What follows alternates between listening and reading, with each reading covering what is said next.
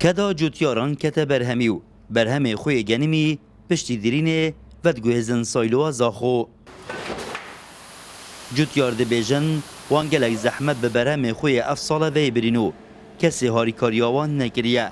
لید خازن پارنوان نهینه گیرو کرن داکو بشین بردامی بدنه کارن خو دخوازم او هاری کاریا مبکد طوی هاری کاریا مبکد کیمیا هاری کاریا مبکد درمانی هاری کاریا مبکد هر کسی که نصیب خواهد هین هاری کاریا مبکد اگر هین هاری کاریا مبکد نمیشه که زبر بینه اگر هین هاری کاریا منکد خودش دست مدنینه پاره نه ما چه تشتی کرین و فروشین و مصرف کن ما پیش نبود و 3 ساله ما ام دخوازید کن هکر بی پاره بدن ما ام حست کن هکر نداشت خوبی خوده با ولی ندانه پاره خود تأثیر المد کرد مثلا حالت ما ده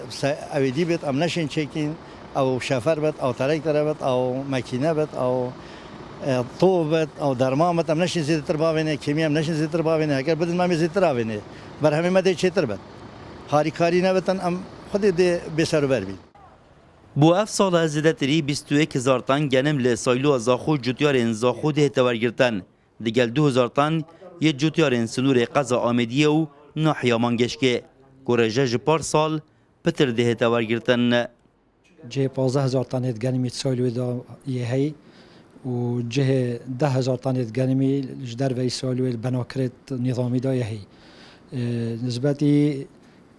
کمیاتی تخصیص کرده بو سایلو زاخو گنم زاخو بتنه یهاتی تخصیص کرده 21,500 تن و یه آمدی و مانگش که جوری در زاخوی تورگرتنه احتمالاً نزدیکی 2,000 تن اوجی به تورگرتنه افسال رجا گنمی پدر هاتیش پارسال 19,000 تن تخصیص کردیم افسال 21,500 بس بو زاخو پیشبینی تا تکرن کش بر باران زور برهم گنمی افسال لاواز بتن لپشتی گشتنا برهمی دیار بتن و برهمه که باش یه گنمی به دزوهاتیه والله ما افزر جينات كر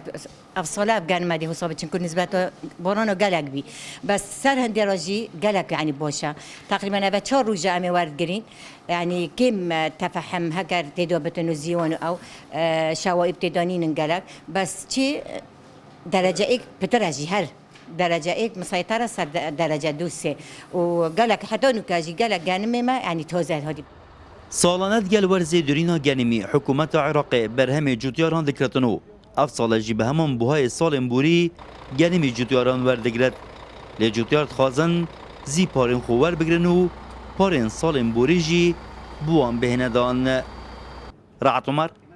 کرسات نیوز زاخو